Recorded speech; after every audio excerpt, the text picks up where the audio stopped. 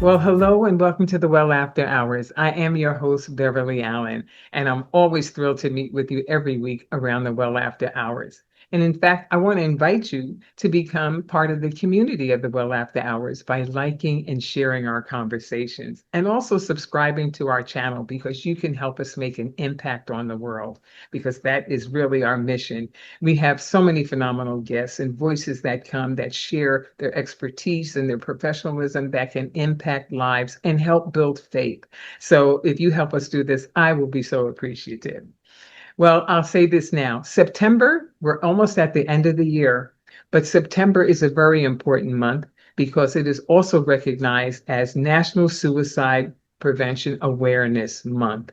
And that is very important, but not only the month, but there is a particular day that has been designated and recognized to a certain group of professionals that before I hadn't even thought about. We are so busy using them to help get ourselves together that we don't think about who's helping them. And that's September the 17th, which is National Physician Suicide Awareness Day. Very important day. It's a day that aims to draw attention to the high rate of suicide among medical professionals and reduce the stigma around seeking mental health care and also encourage supportive change in the healthcare system. So, to do that, the Well has reached out to one of those powerful voices in expertise and professionalism in my special guest, Dr. Kelly D. Holder, PhD, a licensed psychologist and nationally respected leader in the field of mental health. Dr. Holder has dedicated her career to advancing emotional wellness, reducing stigma, supporting both patients and healthcare professionals, and navigating the unique challenges of mental health. And with a deep understanding of the pressures physicians face, from burnout to depression and even suicide, Dr. Holder brings both expertise and compassion to this vital conversation. She's a sought after voice on creating healthier medical environments and building resilience and reminding us all that even those who care for others must also be cared for themselves. I want to welcome Dr. Kelly Holder. Dr. Holder, thank you so much for coming to the Well. I appreciate you taking the time to be with us. I don't know how you do it with all that you do, but I certainly appreciate it. Thank you for having me. It's an honor and a privilege to share and to have these kind of discussions. So thank Yeah. you so much. They're so valuable, and we're so blessed to be able to have someone of your profession and caliber to come and talk on this vital subject. I mean, you are a consultant, a speaker, clinician, an educator, an advocate for wellness, and especially among medical professionals, as well as also an author, I want to say. Yeah, that we'll get into later on too, as well. It's so nice to have you here. And, before I get started, I would like to have the viewers just hear a little bit from you. I know we had your bio in the opening of the show, but it's nice to hear your voice. Tell us about some of the things you're doing now briefly. Yeah, so I I I count it an honor to get to do the work that I do. And so I have just left one position and I'm about to start a new one. For the last 4 years, I've served as the Chief Wellbeing Officer for the Warren Albert Medical School. And it was a wonderful position where I supported students, our faculty and staff, did some work with our residency, individuals, folks who are training to become physicians past medical school. And it was a spectacular honor and privilege to serve and work with those teams and work with those individuals. And now I'm transitioning into a role as Director of Oncology, Mental Health, and Wellness for the Cancer Network of West Michigan, which will include working at Trinity Health in their system and working at University of Michigan Health West within their system as well. I'll be supporting not just the patients, but also building wellness and mental health support for the colleagues, the physicians, nurse practitioners, and nurses that take care of the patients within this network. So I'm really excited about building this program and working with those teams. Wow, that is amazing considering all, all that you had done. I mean, I could take up about 30 minutes just talking about all the things that you have done, but you just left and now what you're going into. I mean, that is absolutely amazing. I'll let my viewers know that you have a PhD in clinical psychology from Loma Linda University, as well as an MA in psychology from Loma Linda University, and a BS in biochemistry from Oakland University. Yeah. I tell you, not to mention all the appointments you had, all the specialized training. I mean, that is such a blessing. And to see actually a woman of color, that makes me even more proud. But I'm just, and a woman, that's amazing. But dealing with this particular subject is not an easy subject, and you looking at some of your writings, you bring out so many vital things. I was alarmed at the statistics about how many physicians actually commit suicide. There's one at least every day. And they say that, millions of, at least 1 million Americans, people in this country lose their physician, one physician to suicide. Yeah. Yeah, And it's I, alarming. I mean, I don't. What you maybe you can help us with what the broader picture is as to some of the whys and some of the facts that actually bring a medical professional, because we always feel like doctors, they have their career, they're so successful, and which many of them are, but we don't know some of the underlying issues and things that they have to deal with, Yeah. that you point out so well, especially burnout after Yeah. the pandemic, from the pandemic on. Yeah. There's so many layers. It's a really big conversation. I think at the heart of the matter is this idea that there are people who are helpers and there are people who get helped. And we put ourselves in these boxes and it starts really early. So it can start as early as elementary school when someone says, "Oh, you want to be a doctor. Oh, you want to be a nurse, right? You're a helper, right?" And so there can be pressure that is applied over time through high school, through college, because of what you have to study, because of what you have to learn. And there's ways of being that become natural and normal, but often can separate and don't allow people to get the kind of support and the help that they need over time. And again, I'm not blaming people as individuals, but as a society, right? We start to craft certain narratives. And along with those narratives include the high pressure and demands of being in the sciences, the high pressure and demands and the things that happen within medical school, that happen within residency training, and not to mention how our health system functions at large, right? Which can create some challenges for the people who have to work in those systems. Then you can layer in all the interaction effects that they have, or the effects of the interactions they have with patients and being a caregiver, and the demands that that feels to carry the weight of some of the diagnoses and the treatment and the challenges that come. Also, with those challenges within healthcare, what happens when the system breaks down and I, as a provider, really care, but things are really not going well in terms of wanting to care for my patients. And then, as providers, as physicians, they have their own lives. They have spouses and children and love lives, right? Fertility and whatever health conditions they carry on their own. And so all of these increases to have this multitude of impacts and effects that can impact a person maybe having these thoughts around suicide. One of the things that has been really important that has been done has been the work of the Dr. Lorna Breen Heroes Foundation in making it possible for physicians to ask for help. There have been lots of laws or licensing regulations where they ask questions about, are you getting mental health care? People having fear around disclosing, asking for help, and that impacting their ability to continue to do the work that they do, which has decreased folks wanting to ask for help or wanting to raise their hand and ask for help because of the stigma that's involved. And the Dr.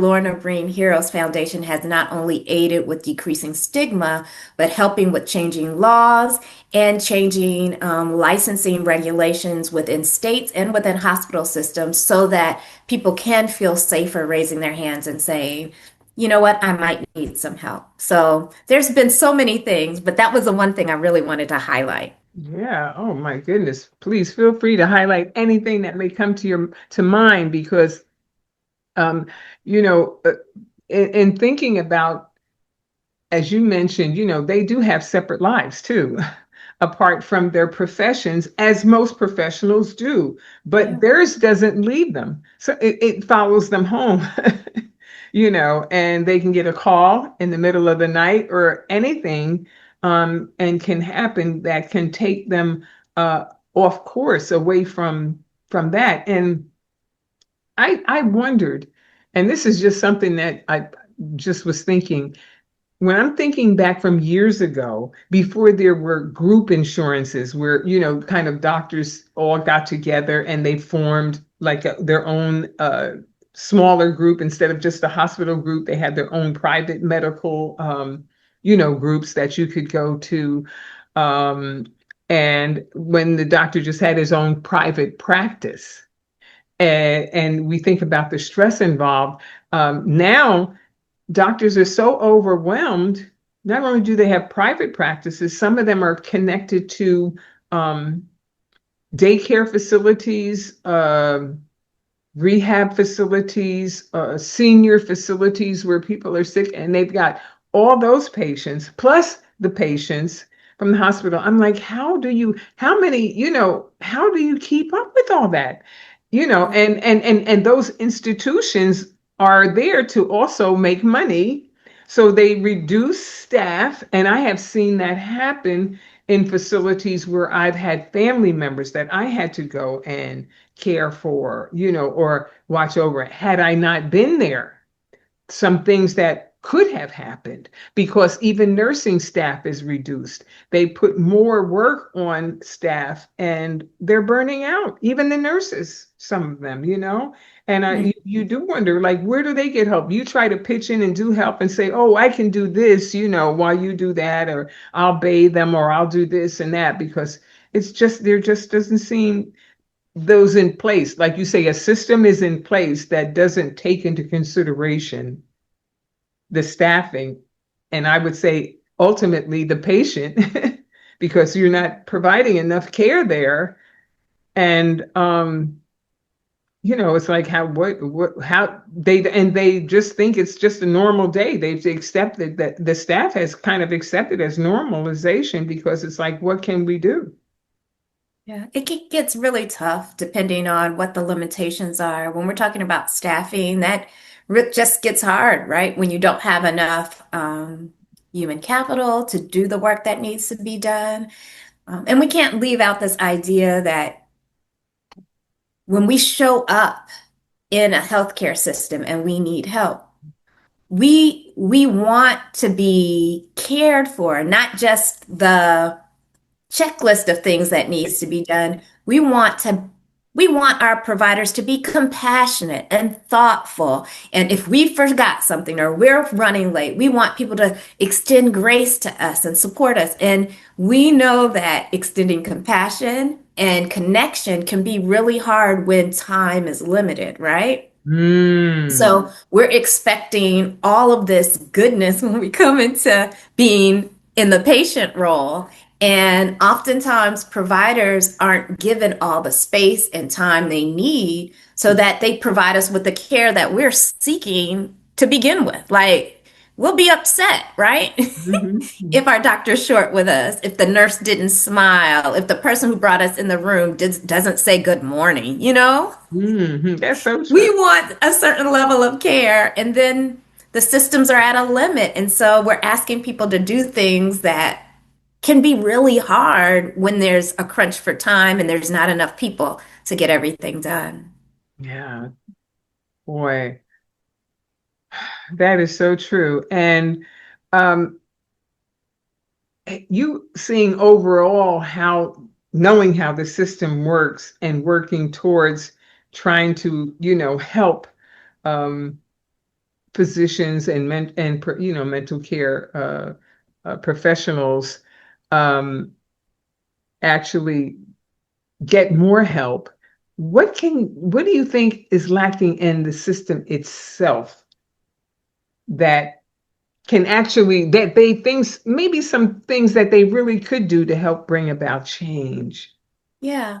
There are a lot of systems that have worked really hard at this and that they've hired people to be part of the C-suite staff to aid with this and people who are part of department leadership and part of team leadership that are really thinking about what does it mean to care for the caregiver and how do we keep that in sight as we are planning how we implement the work that we do. And so there are a lot of really good examples of things that have been extremely helpful in aiding folks. And so I'll just name a couple of things. The the American Medical Association has a practice tools function, and there is a physician by the name of Christine Skinsky, who has guided a lot of this work around increasing and improving the workflow so that providers, physicians in particular, have more time at the bedside with patients. And so just simple things around placement of printers, right? How far do you have to walk to get those things? What does it look like to do documentation? Do you need a scribe? There's a lot of people working on implementing AI scribes in the patient room. Again, that decreases the amount of paperwork physician has to do afterwards, which can increase the amount of time that they are at the bedside or they are working with the patient. Most people who have gone into medicine, they've gone into it because they want to help people. And so if we can aid them in doing more of that, not in the paperwork sense or these other tasks that feel disconnected from patients, we can increase their meaning and increase their joy in regular days. Some of the other things that have been really helpful is increasing peer support within teams. There is some really great work that has been done at Mass General. It started with, now I can't remember the person's name, Joe Shapiro started one of the seminal physician peer support programs. And being able to have a peer that you can reach out to for support kind of lowers the bar. And so then you can have these conversations. And then if people need more, they can get more. But the other thing that it does is that it increases camaraderie and the time people can spend together so that they can just get that emotional support that they might need around all the tasks that are happening and all the challenges that are happening in the work environment. One of the things that I think is important is making sure that there's an ease of access to mental health care for healthcare providers that given a busy schedule, given a busy day, that they don't have to search through lots of materials to find out what it is, that it's easily accessible, and that the person that they work with understand medical culture, healthcare culture, so that they can kind of guide them in a way that makes sense for the kinds of lives that they're living. There's a lot about being in healthcare and being a physician, being a nurse that is just not part of the rest of our lives. Like those of us who don't do it, we Yeah. would say, well, that's just not normal. Some of the things that they're exposed to, some of the things that they have to face on a regular basis. And while people get really good at doing these jobs, there are things that happen that they need space to process, decompress from, and where their humanity is honored and appreciated and elevated. And so I believe mental health care that is culturally appropriate in terms of what it means to be part of medical or healthcare culture is really necessary and needed for our healthcare providers. And so that's another thing systems can do is just making sure that those things are easily accessible and that they're accessible in a way that can be used for their providers. Wow. Um, Another question I have is who decides or how is it determined how many patients a doctor must see in a day? I don't know how that's determined. It is really interesting. Each institution or places where people work, they make these benchmarks in terms of how a physician gets paid. And it's often in terms of some sort of numbers of how many patients come in. My guess is that there's some actuarial kinds of things that go into that in terms of how much can be made and how much it is to pay the physician plus pay for the physical locality, plus support all the supportive services. I'm sure that these institutions use some sort of algorithm to figure out how their system can sustain existence and then figure out, okay, well, this means our providers have to see this amount of individuals. But Wow. those are conversations that I haven't been part of. I would imagine only certain people might be privy to that because it's business in combination with healthcare. So, you would hope that some of the people who have to give the care would be in on it because, Yes, that being is the hope. overloaded, being overloaded is overwhelming with patients. Yep. I mean, I've heard doctors express, you know, um, their discontent with how systems are working now, which made me think, was it better when a doctor had his own private practice as opposed to going into a group practice? Because then he could kind of settle on how many people Right. he sees. But no longer in a system, you have to see a certain number of people. And that to Right. me, it's just overwhelming. I don't know. Right. Yeah. Yeah. That Yeah. brings on, when we start talking about the things that bring on the mental health problems is burnout. Yeah. So I like to think about the health or the well-being of healthcare providers as being in a spectrum. So we have, just being well, which most of us, if we're honest, are probably just on the edges of being well, if being truth. Because then the next piece I would describe as some level of stress, right? Mm, Stress that comes in waves. Um, when we talk about it in general, usually that stress is manageable. You know what's coming, you know what to do with it, but then that stress can become chronic. And once the stress becomes chronic, or the stressors are chronic, then we can have situations where people can become burnt out from whatever the stressor might be. And that could be around communication, interactions. It could be around practical things around patient care. It could be around the heaviness of the job. It could be any of the stressors could turn into burnout over time when the stressor becomes chronic.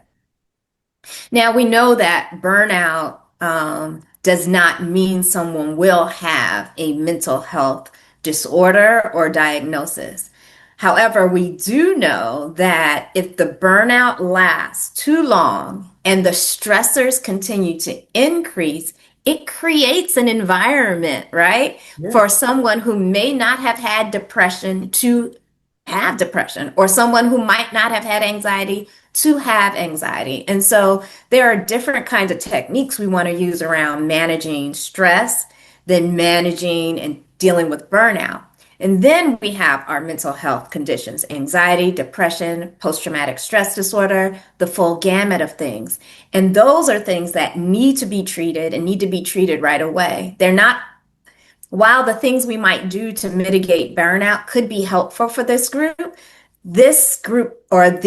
of symptoms and things, they need to be dealt with pretty much head on. We want to make sure folks are in treatment. We need to make sure that they're doing the things that can decrease the symptoms involved in them and that they can feel healthy and whole and like a regular person because we know 1 in 5 persons in all of the US, or is it down to 1 in 4 now?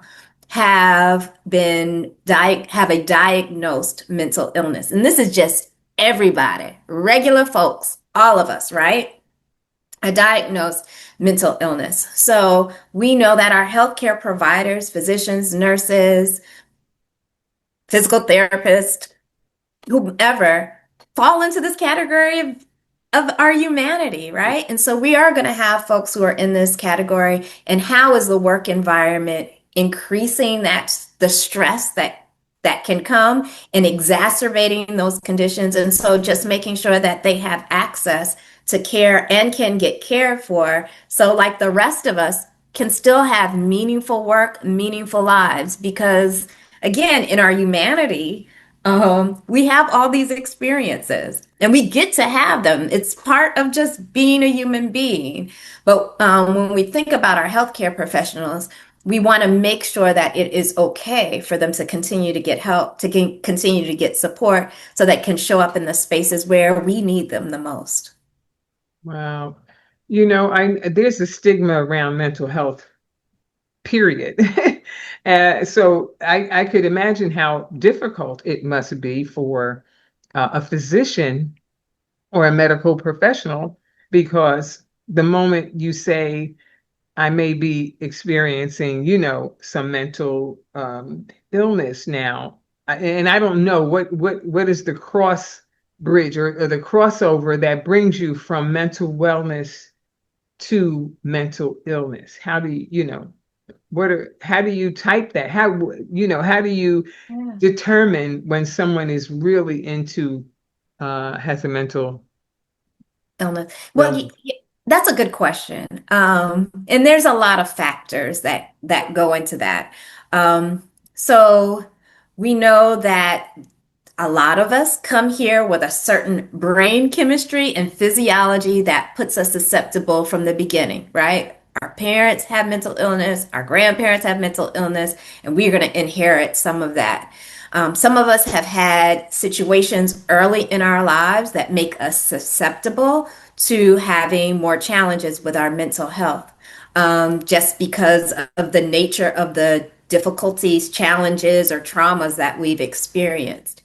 Then we also know that there are things that happen in our life that can trigger having symptoms of a mental illness. And so, because we know healthcare providers are exposed to significant levels of trauma on a regular basis, this kind of puts them in a place of susceptibility. There's something we call about vicarious traumatization. There's secondary trauma, where when people experience supporting someone else who has been through a trauma or a difficult situation on an ongoing basis, will carry their own symptoms just because of the difficulty in meeting those needs and supporting those needs.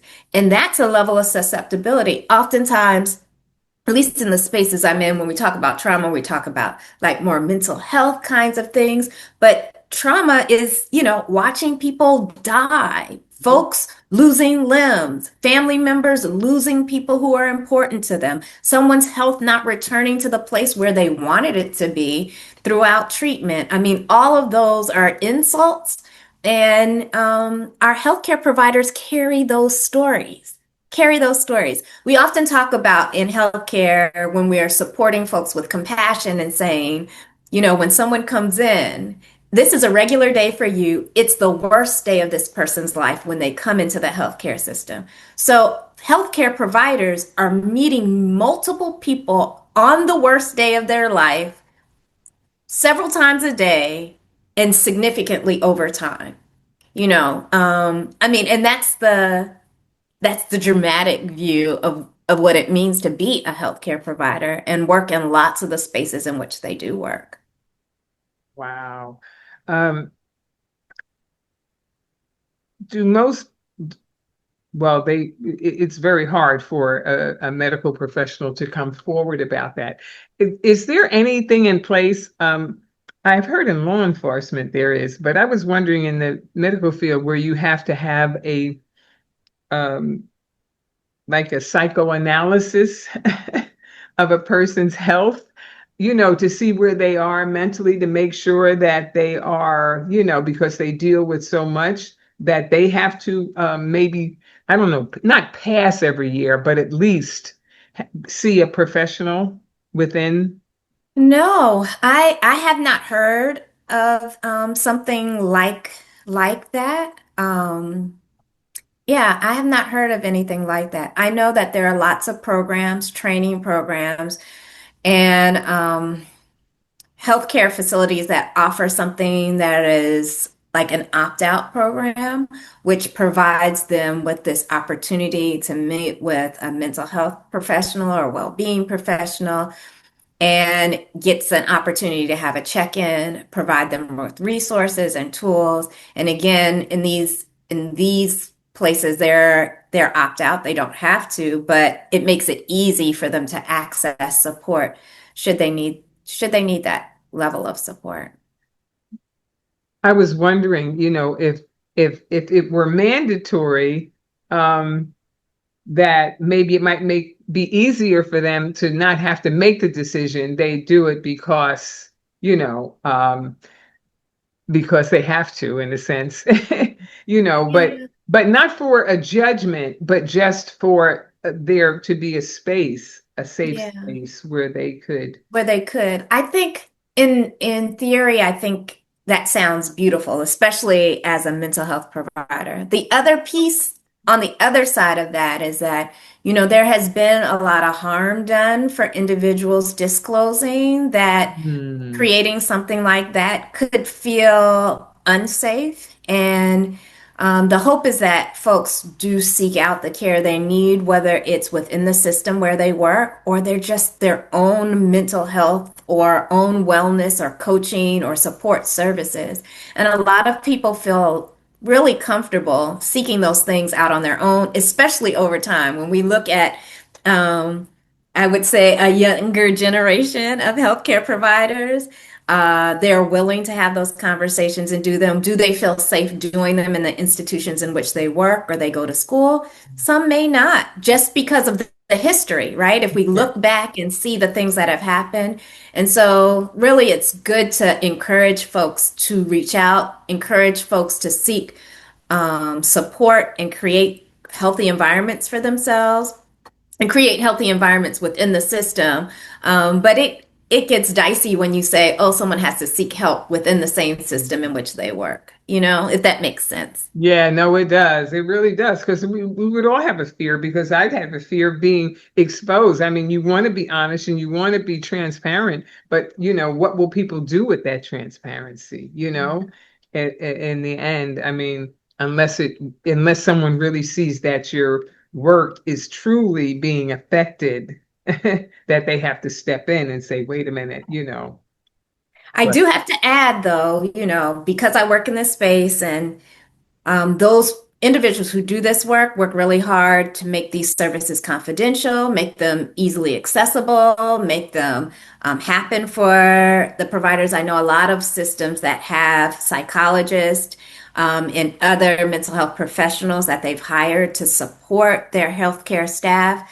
And the ones I know, and probably even the ones I don't know, do an excellent and an amazing job. I just wanted to highlight some of the concerns people have in saying, well, do I really want to do this? But good programs are confidential and they just really make it easy and try to create a place where they can be safe, they can be heard, and they can get the support that they need ongoing. wow, that's good to know. And some of the things that I mean, I guess it's not just one thing, it's many things when we talk about burnout. Yeah. What would you say are some, or in your experience, maybe from what you've heard or seen, or might be two or three of the top things that cause burnout? Yeah, yeah. Um, for healthcare providers, I really think one of the major things is how their time is used. Hmm. feeling like their time is respected by the organization, by their boss, by their manager, so that they're able to manage seeing patients, getting the things done that they need to do in a way that makes sense, without the extra stuff. There's this whole project they call growth, getting rid of stupid stuff, where organizations really look at what are the things that you're asking me to do that don't really add up to the work that I've come to do and the meaning that I want to make. And that looks different for different specialties, different kinds of work. And so I think that one would rank pretty high on increasing burnout. I really like looking at Christina Maslach's kind of definition of burnout. It has three components. One is this emotional exhaustion, like I don't have anything else to give. The other piece is this feeling of detachment, like you can't, when working with patients, it's hard to see them as people. You feel detached, or even your work, you feel detached from it. And then the other is this kind of lack of meaning, like what I'm doing doesn't really matter. Why am I even doing this in the first place? I described these three things to kind of give an insight in how I see burnout and kind of the definition that I like to use. Because when our time isn't used well and we're just running and running all day, and we don't think it's adding up to the things that are meaningful or the reason why we're doing the job, or creating barriers between me doing the job that I want to do, it's easy for people to start to feel like why am I why am I here anyway? In worst case scenarios with healthcare providers, we definitely don't want them to get to this depersonalization, because that is the part where you can see a decrease in compassion and those kinds of things, because it's hard to see individuals, your patients, as individuals because of the burnout. And so we want to mitigate that as much as possible. So I think time is probably, and how time is utilized and honoring the time and being respectful of time is probably one of the highest um, causes of or impacts for burnout within this population. Mm. Wow, I tell you, then it really sounds like one of the biggest issues is the system. You know, just bluntly put, it just seems like it's the system. You know, the doctors are there, it's just figuring out how. It's like when you know, when people design things, it looks good on paper. It looks practical. But if you don't get, they used to say that about the auto industry, why one was ahead of the other, because they listened to the people who actually put the cars together. You know, Wow. Yeah. when in the medical profession, when you see how care is given and you get it from the, you know, the professional's perspective, I know some doctors are even upset a little right now because it just seems like so much of the care is out of their hands. You know, there's all a specific way. It's all, you know, this is the case, this is the symptom, this is what you do. It's not like the The doctor has, protocols and yeah, all those things. all Yeah. those things. So, you know, I understand it really is quite a bit, quite a bit for them to go on. But you know, at this point, I just wanted to take we're going to go to a highlight reel to take a highlight break, which we always do when we have a guest, and share a little bit about, you know, their path, their journey in their profession, what they do to that helps actually the so many individuals to be strengthened, to um, in their field of expertise, how they use that to, you know, to help people perform better, to help them live better and function better. And so we want to do a little highlight on Dr. Holder, all that she does, so people can learn a little bit more about you and what you do.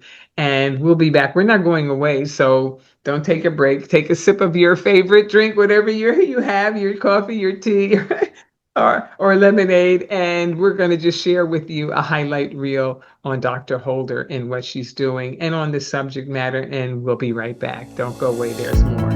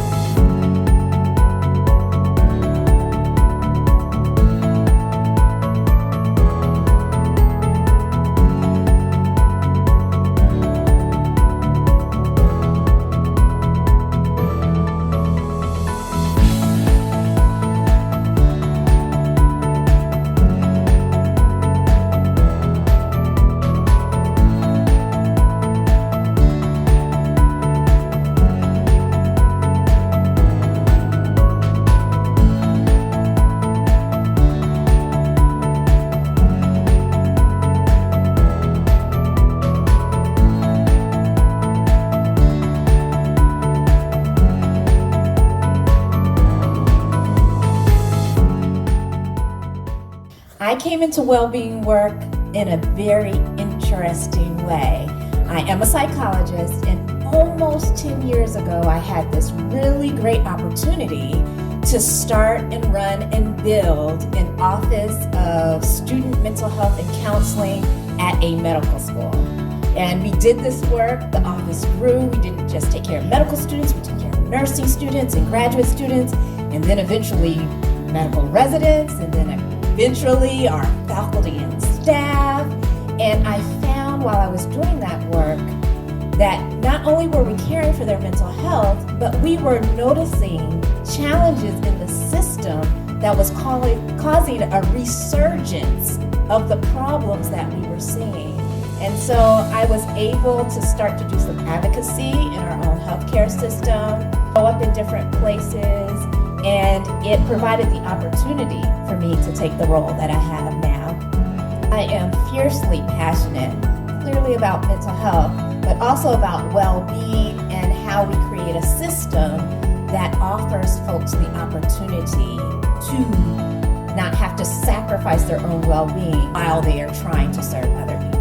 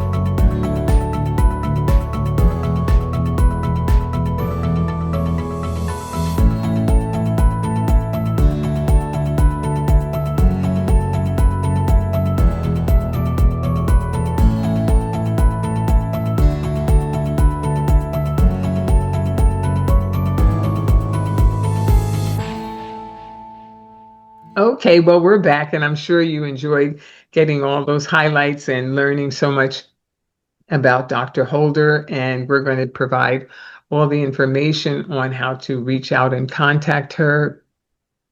Should you want to explore things a little further as far as to what she offers. She is a speaker. She addresses these issues, on a day-to-day basis, podcasts and other, social media platforms, as well as institutions that invite her to speak. So we're going to provide that for you. And coming back, Dr. Holder, to I said I wanted to speak about, because I also learned that female physicians face disproportionately a higher risk. Why is that? Yeah, again, there can be multiple reasons to that. Mhm. One is just the gender disparity or gender difference, right? Just like almost every other profession, women are still working to reach the status that they want to within the field of medicine. And so while we do have a lot of women physicians, women still want to be heads of departments, chairs, lead organizations. And so dealing with sexism can be an impact. We're still making strides in certain specialties where there are hardly women in those specialties. So that idea of sexism can impact someone's overall well-being. Also, we know that in general, women carry a higher burden around managing family, right? We talk about the second shift, and female physicians are not exempt from that. So you have your female physicians who are working and doing all the things we talked about in the first segment. and still doing second shift, having to carry lots of the burdens around child rearing, support, not just even children, but think about taking care of older adults and parents and caregivers, like, sorry, I didn't mean to say caregivers, and Yes. taking care of, just Yeah. older folks in the family as well, too. So there's a second shift that could be childcare or elder care, or just dealing with all the other problems that happen, right? And so that creates another stressor or a level of stress for women as well. So I think some of those things go into it. Hmm. I read something that you shared from your own journey of self-care, something that I read and feel that it will resonate with the viewers as well as myself. And you said, there have been times in my life when I wanted self-care to be a quick fix for stress or exhaustion. I had to learn that self-care is more of a steady presence than a miracle cure. When we approach it as consistent support rather than a cure-all, it can truly help us thrive. I Yeah, think that's so true and powerful. it is true. It's true. And what gives it power is that it takes away this notion that I'm not doing it right. And again, I don't have any stats for this, but I could imagine that there are a lot of female physicians to become a female, to become a physician, you did a lot of things right, right? There's Mm. a lot of hoops to jump through, a lot of work that has to be done. And even if your process in getting there wasn't smooth, you figured it out, like figured it out at some point. And I can only imagine that some of the stressors in one's life and knowing the knowledge they have around physical health as a physician and the knowledge they had to be able to get where they are in medicine and in life, they that folks sometimes have this thought that I'm just not doing it right. If I could just figure it out, I wouldn't have so much stress. I could handle all these things. And there isn't, when it comes to taking care of ourselves and negotiating all these things, there is not a magic pill. There is not that one thing that will change everything and then you've got it right. We do take care of ourselves and learn self-care as an act of self-preservation, and so we grow over time, but there's no easy way out of this kind of situation. It really takes a lot of time and kind of even holding some things that are uncomfortable to sustain oneself over time. So there's just not one thing that will fix it, and there's no miracle, and then there's no like, oh, I got it, finally got it right. There's only growth and it's self-improvement slowly over time. No, that's so well put. And uh, I would ask you then too, because I want the viewers to know, as all my guests are, you're a woman of faith as well, and how much that plays into you know your life. That must be helpful. For me, it's extremely helpful. Um, the role it serves in my day-to-day function is that I I believe that my life has great meaning and that anchors me. And then I also believe that everyone else's life has great meaning as well. And so the God who cares for me also cares for everyone that I intersect with or work with or support.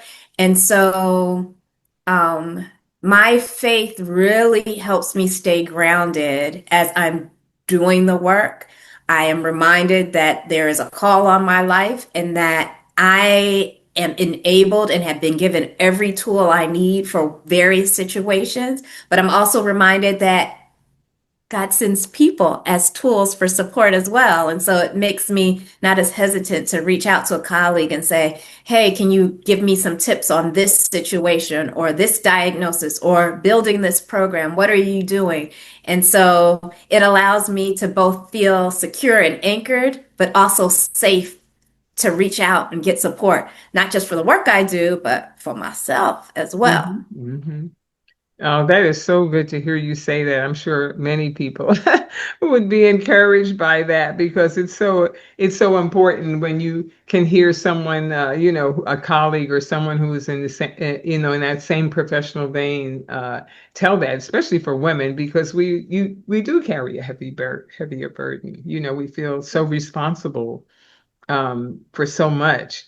And that in itself is a weight, you know, Yeah. and I would ask you, what would you say to encourage any other uh, female professional in the medical care industry, as you are a wife, you are a mother,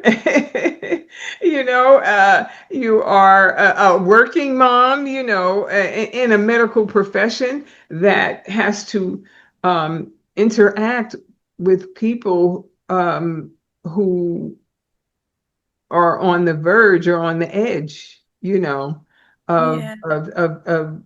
trying to keep their bearings and their grounding,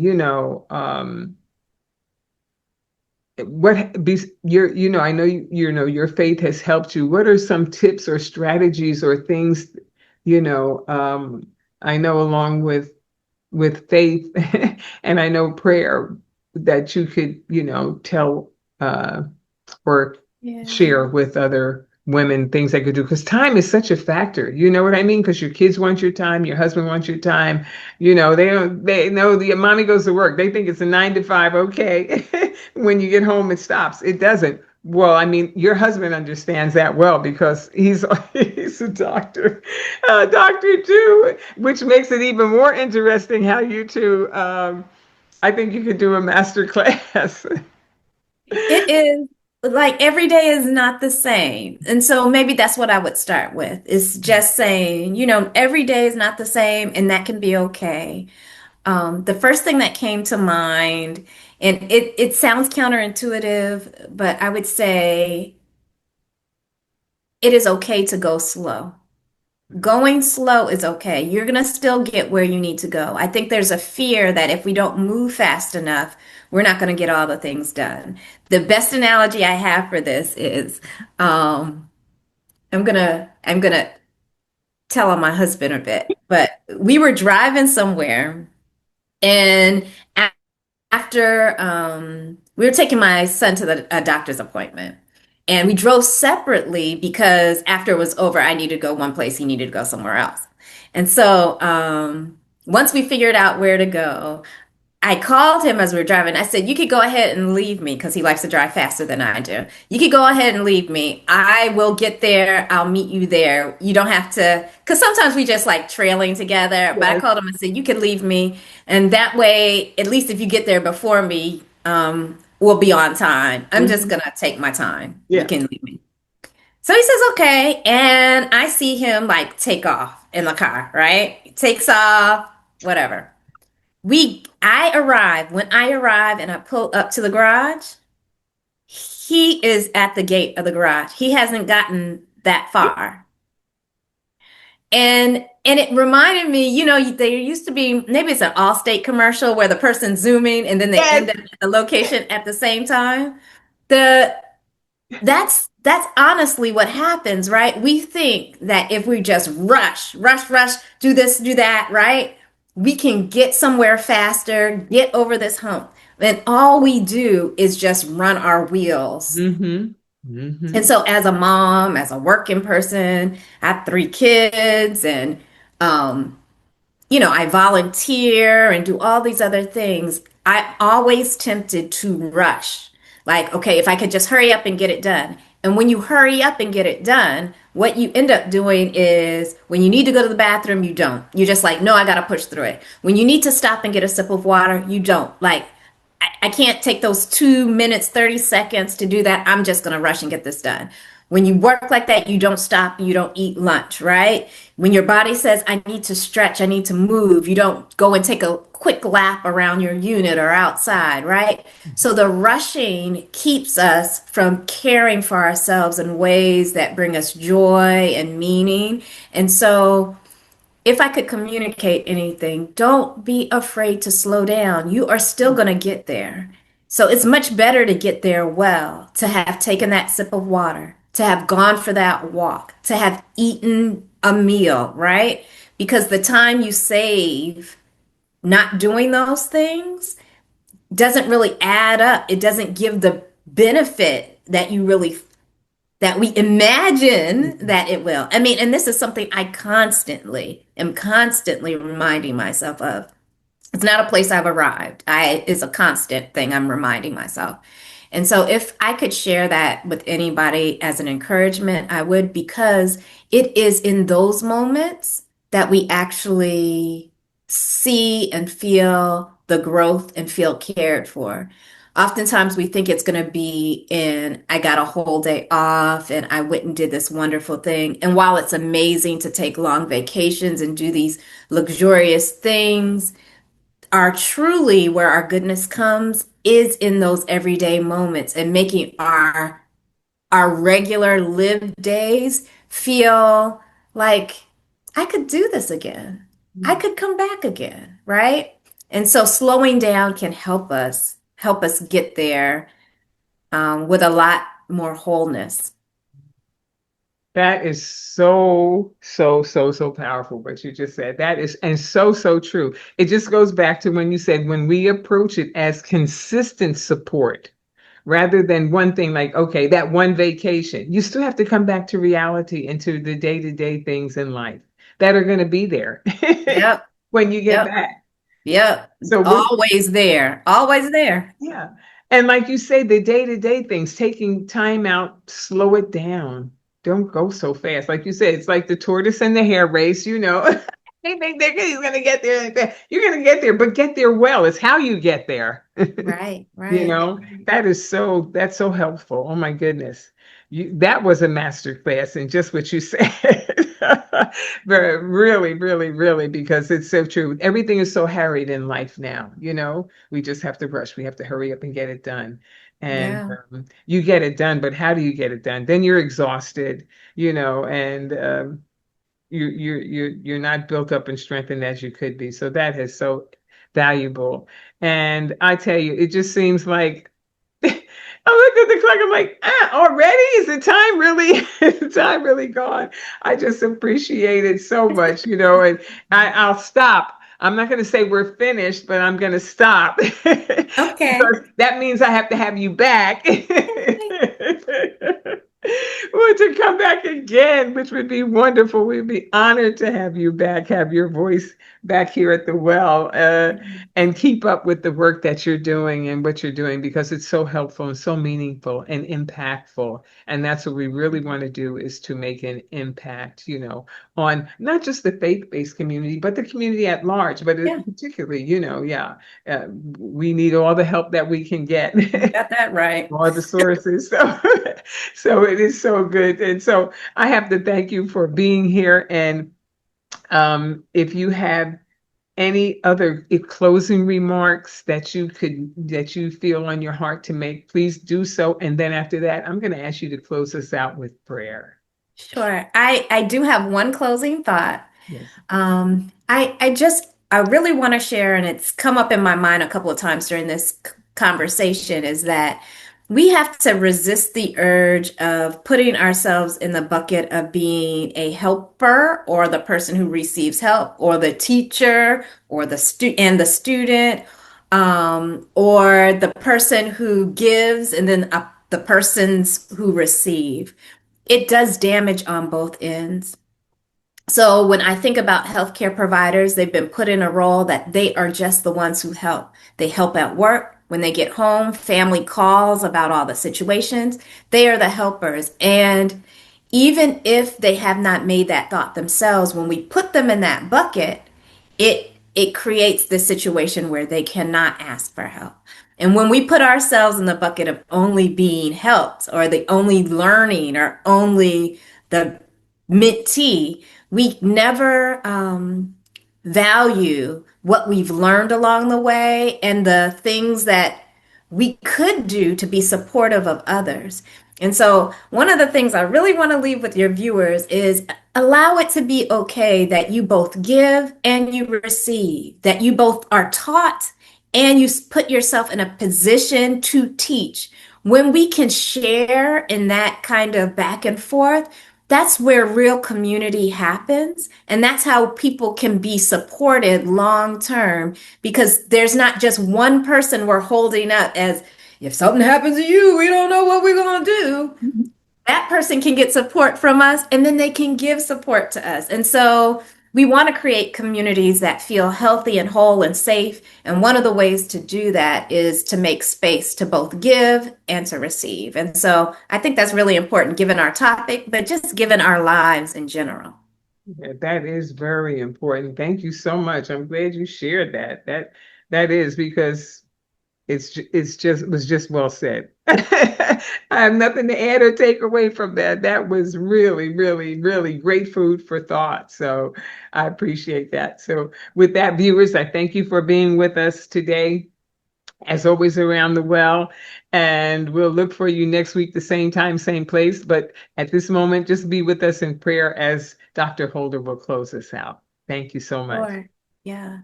Dear kind and gracious and loving Father, we thank you so much for this opportunity to gather. The prayer is that the words that were said and what was heard could provide hope and encouragement. We pray for everyone who has watched. We pray for our dear sister Beverly Allen and this wonderful work that she is doing. We ask that you would be glorified and that you would allow us to continue to serve and to be served with love. We thank you. In your name we pray. Amen. Amen, amen, amen. Thank you so much. And I tell you, well, listen, don't forget next week, same time, same place. And until then, I'll say stay safe, stay well, and God bless you. If things keep going the way they are for you, you will burn out.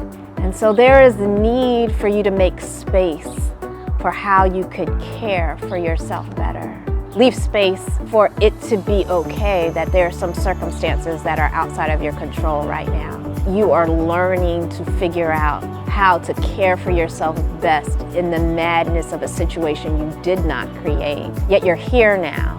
This is a warning and a gentle encouragement around taking hold of what you can take hold of. No one's asking you to change things that are outside of your control. But the things that are, maybe there is space for you to do things a little bit differently to increase the buffer that you have between you and the raging world around you.